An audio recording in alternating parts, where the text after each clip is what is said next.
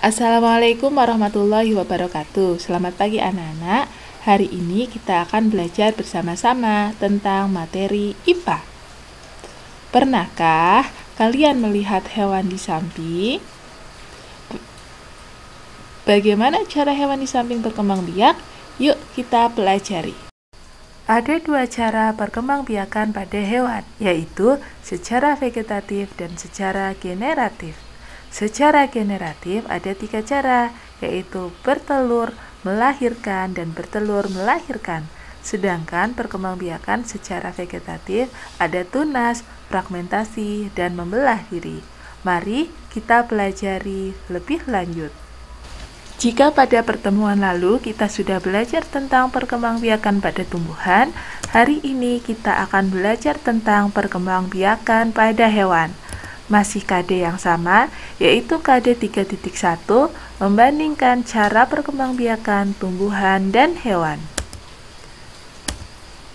Perhatikan gambar di atas. Bagaimana cara hewan di atas berkembang biak? Yuk kita pelajari. Perkembangbiakan pada hewan. Perkembangbiakan pada hewan melalui dua cara, yaitu secara vegetatif dan secara generatif. Apa itu perkembangbiakan secara vegetatif? Perkembangbiakan secara vegetatif artinya perkembangbiakan tanpa melalui proses perkawinan. Di sini ada tiga cara ya, ada tunas pada hidra, fragmentasi pada cacing pipih, dan membelah diri pada bakteri. Sedangkan perkembangbiakan generatif artinya perkembangbiakan dengan melalui proses perkawinan. Di sini ada tiga cara, yaitu bertelur atau ovipar, melahirkan atau vivipar, dan bertelur melahirkan atau ovovivipar. Perkembangbiakan secara generatif. Yang pertama adalah bertelur atau bisa kita sebut dengan ovipar. Yang kedua adalah melahirkan atau kita sebut dengan vivipar. Bagaimana ciri hewan vivipar? Cirinya adalah induknya akan mengalami kehamilan.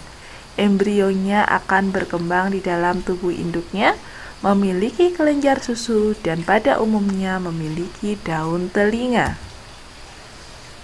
Kemudian yang ketiga adalah hewan yang berkembang biak dengan cara bertelur melahirkan. Ini adalah gabungan dari ovipar dan vivipar.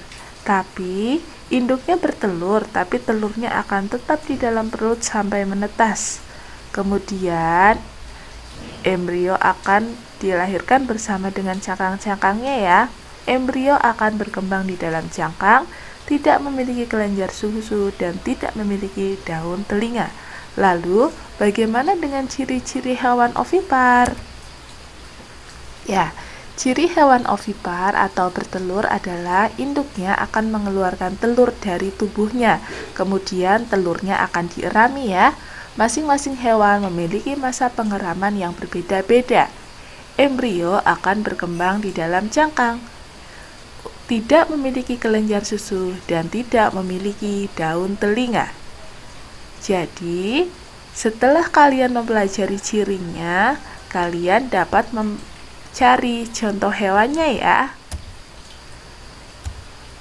Terima kasih. Tugas kalian berikutnya, silahkan kalian cari contoh hewan yang berkembang biak dengan ovipar, vivipar, dan ovovivipar.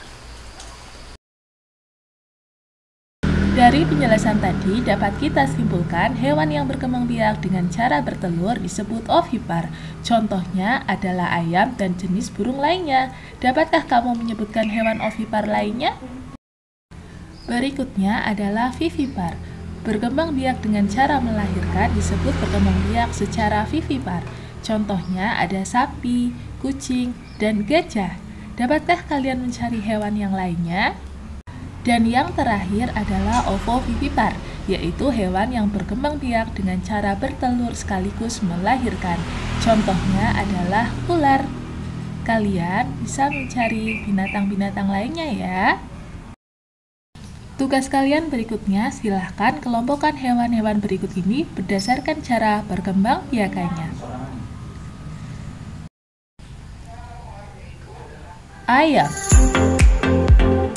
buaya,